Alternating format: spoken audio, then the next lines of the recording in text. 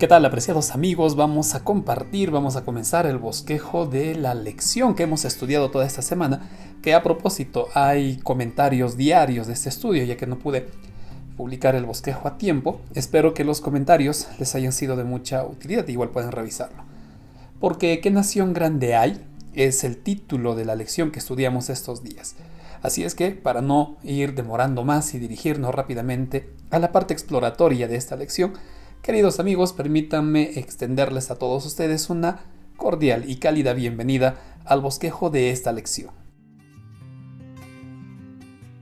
Recordemos, y como una introducción, que el libro de Deuteronomio prácticamente es un discurso que ofrece Moisés al pueblo. Y en esa línea del discurso, Moisés le dice al pueblo que no existe otra nación como ustedes. No hay. Ustedes son especiales, ustedes son un pueblo que, deberían de resaltar sobre todos los demás. Y ese rasgo, obviamente, no le pertenece a Israel. En otras palabras, no es algo propio, no es algo por sus cualidades. Así es que para entender y saber por qué Israel era un pueblo especial, ellos tenían que sujetarse muy bien a la Biblia, como nosotros. Y de eso trató la lección realmente. Bueno, en este contexto vamos a trabajar con 3 objetivos para entender por qué razón Israel era un pueblo especial. Y el primer objetivo precisamente responde a esa pregunta, la característica o el rasgo que hacía especial a Israel. El segundo objetivo aborda un poquito más, profundiza al primer punto, que es seguir a Dios. Es un objetivo que va a ampliar el objetivo 1 y en el último objetivo vamos a encontrar lecciones que aprendemos de la triste historia de lo que ocurrió en Baal Peor. ¿Qué cosas no debemos hacer? Con estos 3 objetivos vamos a trabajar en nuestro bosquejo. Primer objetivo, un pueblo especial. ¿Qué hacía de Israel un pueblo especial? Deuteronomio 19 del capítulo 10 dice: ¿qué nación grande hay como ustedes? Y esto es lo que Moisés le está diciendo al pueblo. No existe otro pueblo, no existe otro reino así como ustedes. Ahora miren, el contexto del momento histórico cuando Moisés está dando este discurso es el siguiente: Israel ni siquiera había comenzado a construir una ciudad en Canaán. ¿Qué eran entonces en ese momento? Pues errantes, peregrinos en el desierto. Y es que la condición especial de Israel no dependía de los aspectos materiales. Y querido amigo, este concepto, por favor, entendamos. Nuestro valor, nuestro rasgo especial, lo valioso que somos para Dios, no depende de los bienes materiales, de las posesiones que podamos tener. Israel era un pueblo especial en el desierto, viviendo en carpas, siendo errantes. Ahí es cuando Moisés le dice: ustedes son un pueblo especial y no hay otra nación como ustedes. Pero eso, vuelvo a repetir, no depende de lo material, de lo militar, de lo político, de lo económico. No depende de eso. Entonces, ¿de qué depende? De lo que dice Deuteronomio 4, versículos del 5 al 9. Ustedes son especiales porque Dios se dio a conocer a ustedes, se reveló a ustedes. Ustedes son especiales porque Dios no solo se reveló, por ejemplo, en el monte Sinaí, también Dios decidió vivir en medio de ustedes, en su tabernáculo. Y por supuesto, ustedes son especiales. No hay otra nación como ustedes, porque Dios decidió ser el Dios de ustedes. Ustedes no han escogido a Dios. Ustedes no han pedido que Dios venga a vivir acá. Él es el que tomó la iniciativa. Entonces, queridos amigos, de estas 3 ideas, nosotros entendamos que es Dios quien hace la diferencia entre Israel y las otras naciones. Número 1, es Dios. Es Dios quien marca la diferencia. Es Dios quien puede marcar la diferencia en tu hogar, en tus estudios. Es Dios quien puede marcar la diferencia en tus sueños. Israel era especial porque Dios moraba con ellos. Porque no solo Dios moraba con ellos, sino también el amor de Dios hacia Israel no se limitaba a su presencia, sino que Dios hizo mucho más por este pueblo. Pero antes de ver esa acción de más que hizo Dios, queridos amigos, Israel era único como pueblo porque Dios estaba ahí. Y yo te pregunto, ¿has invitado hoy a Dios a tu vida, a tu familia, a tus estudios, a tu trabajo, a tu relación? ¿Le has invitado a Dios? Él es quien marca la diferencia. Y Él es quien siempre tomó la iniciativa de querer estar con nosotros. Ahora, ¿qué es lo que hizo mucho más el Señor por el pueblo de Israel, aparte de morar con ellos, aparte de manifestarse a ellos? Pues lo que sigue diciendo los mismos textos. ¿A quién Dios, dice el Señor? No existe otra nación a quien Dios haya otorgado su ley, la Torá, es decir, los 5 primeros libros del Antiguo Testamento. O sea, que Dios no solo se reveló a su pueblo, no solo se dio a conocer a su pueblo, sino que también les entrega su ley, les entrega su palabra, a los cuales Moisés llama estatutos y leyes que son justos y que no tienen otras naciones. Israel, si obedecía esos estatutos, hubiera sido una nación que resplandeciera sobre todo otro pueblo por lo justo, por lo correcto, en la forma que vivían. Y también en nuestros días, qué diferentes serían nuestros países, nuestro país en este caso, hablando de forma individual. Qué diferente sería nuestra sociedad si tan solo siguiéramos las leyes que Dios estableció en su pueblo. El problema es que a veces pues creemos que nosotros podemos hacer mejor las cosas que Dios. De eso hablaremos en el siguiente objetivo. Pero este es el otro rasgo que hacía especial a Israel. La presencia de Dios en primer lugar y la revelación de su palabra hacían de Israel un pueblo único. Y no había como Israel en toda la tierra, no había como Israel.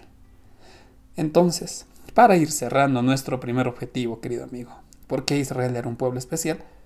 Porque Dios estaba con ellos, y no solo estaba morando con ellos, también les dio su palabra. ¿Cuál iba a ser la respuesta de Israel?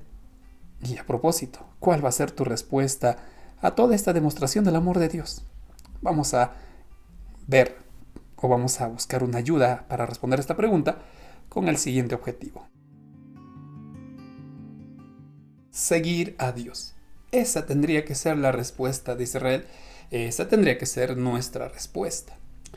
En Deuteronomio 4:4 Moisés dice algo muy interesante, recordándoles el episodio que pasó en Baal Peor, episodio que hablaremos al final de este bosquejo. Los que seguisteis a Dios, dice Moisés, los que siguieron en esa ocasión a Dios, todos están vivos. Ya comenté algo al respecto, pero la palabra seguisteis o seguir viene del hebreo dabak.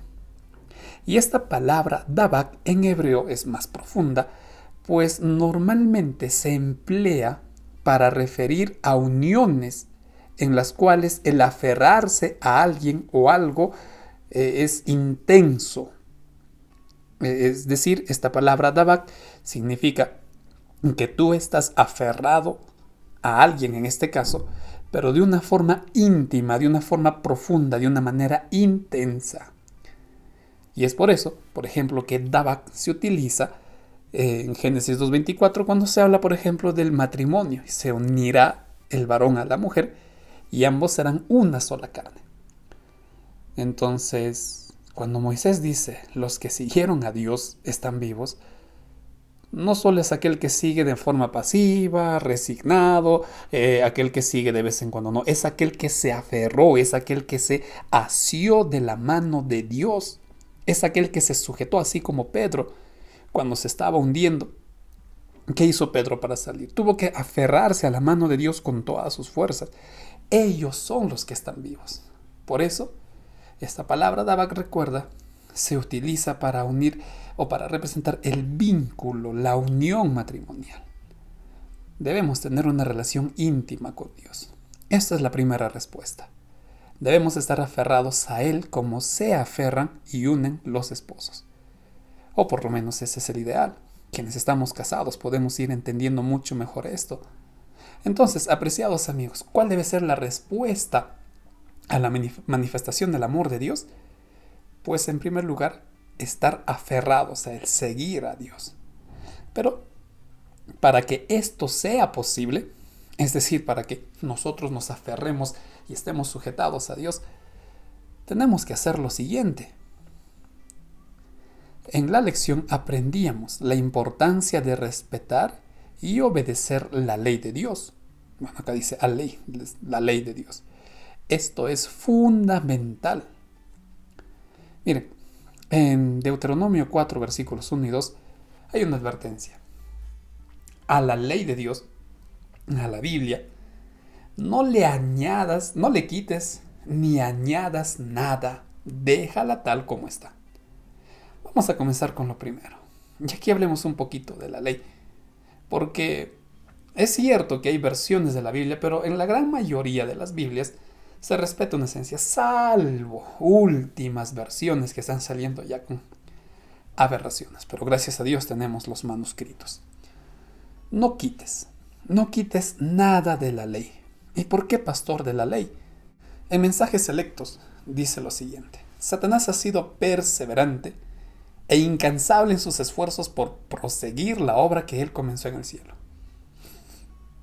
¿Cuál es esa obra? Cambiar la ley de Dios. Y ahora, aquí en la tierra, ha tenido éxito en hacer creer al mundo la teoría que la ley de Dios sería defectuosa. Si tú conversas con personas que no respetan la ley o tienen una consideración especial por los 10 mandamientos, ellos te van a decir, es que esa ley no se puede cumplir. Es que esa ley es una carga, es una pesadez. Es decir, Satanás está teniendo éxito en esa teoría de que la ley de Dios es defectuosa. Entonces, apreciados amigos, las consecuencias de manipular la ley, de quitar mandamientos, cambiar o lo que sea, simplemente ha sido perjudicial para el pueblo de Dios. Si no, demos un vistazo a la Edad Media, demos un vistazo a cómo se hizo terribles cosas durante la Inquisición. Y por supuesto en nuestros días ni qué hablar. Una gran cantidad de personas creyendo que el domingo, por ejemplo, están adorando a Dios. Consecuencias lamentables por cambiar la ley. O por quitar en este caso. Tampoco añadas, es lo que dice Moisés. Tampoco añadas. Y aquí vamos a usar el caso de Mateo 14. Cuando Cristo, hablando con los líderes, les dice, ustedes enseñan tradiciones como si fueran mandamientos de Dios. Malditos sois por vuestra tradición, por eso les dijo Cristo. Añadir y oponer tradiciones sobre las Escrituras es invalidar la palabra de Dios. Y esto también es un pecado para el hombre. ¿Qué es lo que pasó durante el tiempo del Señor Jesús aquí con los israelitas? Pues eso, que habían hecho de la ley una carga, una pesadez, algo horrible. No disfrutaban el obedecer la ley de Dios, no disfrutaban ni el sábado. Por eso el Señor Jesús les dice, malditos sois por vuestra tradición. Añadir cargas a la palabra de Dios va a conducirnos al pecado. Entonces, ¿qué es lo que tenemos que hacer? Número 1. Recordar que el quitar y el añadir son peligrosos para el hombre.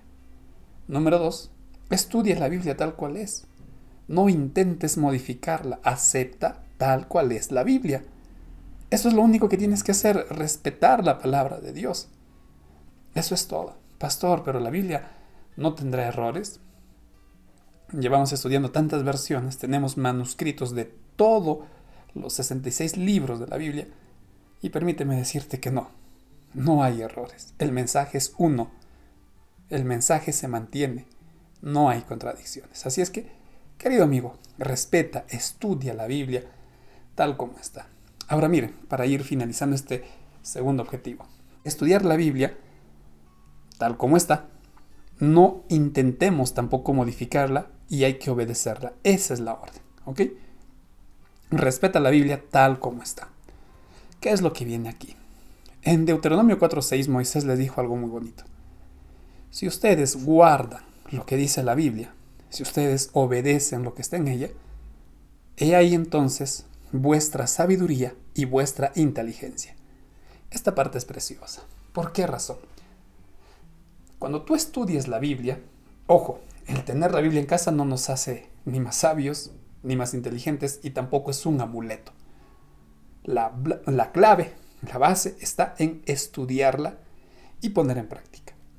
Porque cuando tú vas estudiando la Biblia y tú vas conociendo lo que dice la Biblia, en primer lugar, sabremos qué hacer con nuestra vida. Sabremos qué decisiones tomar. Miren a dónde apunta esto. Tú y yo sabremos qué hacer con nuestra vida. Conoceremos cómo vivir. Incluso en cuestiones de salud. Sabremos cómo vivir, cómo alimentarnos, cómo relacionarnos. ¿Qué dijo el apóstol Pablo aquí para los jóvenes? No os unáis en yugo desigual. O sea, ni siquiera debo de pensar en preguntarle a Dios, Señor, ese joven que es bueno, es inteligente, es buen hijo, pero no es de la iglesia, ¿será bueno para mí? Siquiera preguntes eso. Pablo dijo, no hay comunión entre la oscuridad y las tinieblas. Entonces, la Biblia te enseña cómo vivir. Entenderemos los límites, hasta dónde podemos actuar, qué cosas ya no está bien que yo haga. Conoceré los límites y, por supuesto, voy a disfrutar de una mejor calidad de vida.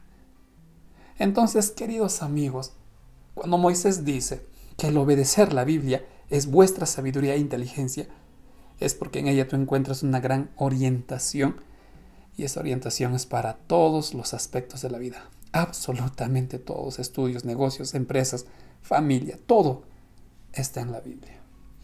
Quisiera finalizar leyendo lo que está en Palabras de Vida del Gran Maestro.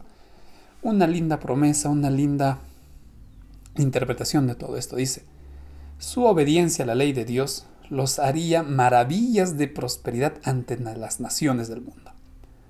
El Señor los ennoblecería y elevaría mediante la obediencia a sus leyes. Si eran obedientes, serían preservados de las enfermedades que afligían a otras naciones y bendecidos con vigor intelectual. Dios los había provisto con toda clase de facilidades para que llegaran a ser la más grande nación de la tierra. Dios les había dado toda clase de facilidades. Y esas mismas facilidades, querido amigo, nos los da el Señor. También nos entrega a nosotros a través de su palabra. Entonces, resumiendo este segundo objetivo, ¿qué hacía o cuál debería ser la respuesta? ¿Cuál debería ser nuestra respuesta ante el deseo de Dios? Pues seguirle a Él, aferrarnos a Él así como dos esposos se aferran, respetar y obedecer la Biblia y disfrutar de sus bendiciones. Eso es lo que tenemos que hacer. Cerramos así este segundo objetivo y vamos a ver qué encontramos en el último objetivo de este bosquejo. Lecciones de Baal Peor. Esta historia es interesante y muy aleccionadora. Miren, si nosotros descuidamos lo que hemos aprendido, es decir, si no aceptamos la presencia y tampoco queremos seguir a Dios, solo creo, pero no sigo a Dios tal como hemos estudiado. Si tampoco quiero recibir y obedecer la palabra de Dios, y por supuesto, tampoco quiero ser un canal de bendición para el mundo, es decir, yo puedo hacer las dos primeras. Quiero a Dios, busco a Dios, estudio su palabra, pero no testifico. Entonces, si yo no estoy haciendo esto, tenemos que entender que en este conflicto estaremos luchando solos. ¿Por qué? Porque al hacer tú las cosas a tu manera, te estás soltando de la mano de Dios y le estás diciendo a Dios, ¿sabes qué, Señor? Yo creo que puedo hacer las cosas de una mejor forma. Así es que, por lo menos déjame intentarlo. Querido amigo, en su gran amor Dios te va a decir, bueno, hijito, yo no te obligo, ve. Pero entiende que estás luchando solo ante alguien que es peor que un león rugiente. ¿Qué dijo Pablo? Nuestra lucha no es contra tu profesor de la universidad. Tu lucha no es contra tu pareja. Tu lucha no es contra tu jefe del trabajo. Tu lucha es y se da contra huestes espirituales Y tú y yo no tenemos ni la mínima oportunidad de vencerlos. Entonces, volviendo acá, si nosotros descuidamos lo que hemos aprendido, estamos luchando solo. Y al luchar solo, te estás poniendo en terreno del enemigo. Y eres vulnerable a los pecados. Miren, si hay algo que el enemigo no quiere es tu felicidad. Pero es muy astuto y él no te va a presentar tal como es. Acá tenemos una imagen de Baal. Y de la historia de Números vamos a entender lo siguiente. El enemigo se va a presentar siempre como algo agradable a nuestros sentidos. Siempre esto ha sido así. Siempre. ¿Cómo tentaron las mujeres a los varones de Israel en Moab? ¿Cómo lo hicieron? A través de la sexualidad, a través del placer. Entonces el enemigo siempre se va a presentar como algo agradable y algo, ojo, que todo el mundo lo hace. Así se va a presentar. Y cuando nosotros comenzamos a gustar del pecado, que puede ser a través del contacto físico, la comida, una salida, las bebidas, en fin, entonces el pecado ya ingresó a ti. Y ese pecado se instalará en tu corazón y poco a poco comenzará a corromper tu corazón. Así se presenta el enemigo. Él no se va a presentar de frente diciéndote, mira hijito, yo te odio, te voy a hacer sufrir. No. Él se va a presentar como algo inofensivo, inocente, agradable. Y poco a poco irá corrompiendo tu corazón. Y lo que es peor, si tú persistes en esa actitud y no quieres hacer lo que está en los cuadros azules, entonces el pecado irá cerrando poco a poco tu corazón a la voz de Dios. ¿Qué quiere decir esto? Que cada vez sentirás menos culpa, cada vez sentirás menos el deseo, la necesidad de ir a la iglesia, cada vez tendrás menos interés por leer la Biblia, tendrás una apatía. Y si estamos sintiendo eso, hay que ponernos de rodillas y decirle, Señor, no permitas que mi corazón se vaya cerrando, porque llegará un momento, querido amigo, donde tu corazón se habrá cerrado y ya no querrás oír la voz del Espíritu Santo y se tendrá que retirar. Y ahí será el momento cuando desafiemos abiertamente a Dios. ¿Qué pasó en Baal peor? Cuando Moisés estaba predicando al pueblo y el pueblo estaba llorando por su pecado, un hombre vino descaradamente desafiando a Moisés, desafiando al pueblo, desafiando a Dios, trayendo a una mujer madianita. Llegaremos a ese punto donde no nos importa lo que digan, ni me importa lo que tú digas, Señor, y simplemente desafiaré abiertamente, diciendo, yo ya soy un pecador entregado. Querido amigo, estos son los peligros de querer hacer las cosas a nuestra manera. Estos son los peligros de querer hacer las cosas como yo creo que se quiere hacer. ¿Qué tengo que hacer, pastor? Lo que ya te expliqué, lo que está en los cuadros azules. Pero hay algo más, ya para ir cerrando este bosquejo. Tú y yo tenemos que entender lo siguiente. La única forma de vencer al pecado es no luchar contra el pecado. Ojo con lo que estoy diciendo. La única forma de vencer al pecado es no luchar contra el pecado. No estoy diciendo que caigas al pecado. No luches por no pecar. Entonces, una vez que tú aceptes a Cristo, lucha por seguirlo y aferrarte a Él. Esa tiene que ser tu lucha. Tú tienes que luchar por pasar la mayor parte del tiempo con Dios, orando, leyendo tu Biblia. Tú tienes que pasar la mayor parte del tiempo con Él. Tu lucha tiene que ser buscar a Dios, aferrarte a Él, perseguir su palabra. Esa tiene que ser tu lucha. ¿Notaste que en ningún momento Dios desea abandonarte o te pide que tú luches solo? ¿Te has dado cuenta de eso? Dios no te dice, hijito, encárgate tú, no. Dios jamás te va a decir eso porque sabe que tú y yo, después del pecado, no podemos vencer al pecado solos. Adán y Eva sí podían, nosotros no. Y por otro lado, recuerda lo que dice Deuteronomio 4:4. Después de todo, los que están con Dios son los que están vivos, Por eso tu lucha tiene que ser buscar a Dios, tu lucha tiene que ser aceptar a Dios todos los días, leer su palabra. Esa tiene que ser tu lucha. Y no solo están vivos, dijo Moisés, también lo estarán por la eternidad cuando Cristo vuelva. Y estos que han muerto en Dios, resucitarán para vida eterna. Así es que, querido amigo, la decisión es tuya. ¿Qué decides? ¿Qué decides? ¿Qué decisión tomas al finalizar este estudio? ¿Qué lecciones hemos aprendido de esta lección? Número 1. Recuerda que es Dios quien nos hace especiales, no somos nosotros, es Dios. En segundo lugar, sigamos correctamente a Dios. Ya hemos visto en qué consiste seguir a Dios. Y por último, que nuestra lucha sea estar sujetados a Dios, aferrados. Esa tiene que ser nuestra lucha. Finalmente, ¿qué tenemos que hacer con todo este tema? Te invito a que aceptes el llamado que nos hace Cristo. He aquí estoy en tu puerta, te estoy llamando. Apocalipsis 3:20. Dejemos entrar a Cristo a nuestra vida, a través de la oración, a través del estudio de la Biblia, un estudio diario y sistematizado y, por supuesto, con la testificación. Y por supuesto, querido amigo, también te motivo y animo a que sigas estudiando, no dejes de estudiar la siguiente lección que titula La ley y la gracia.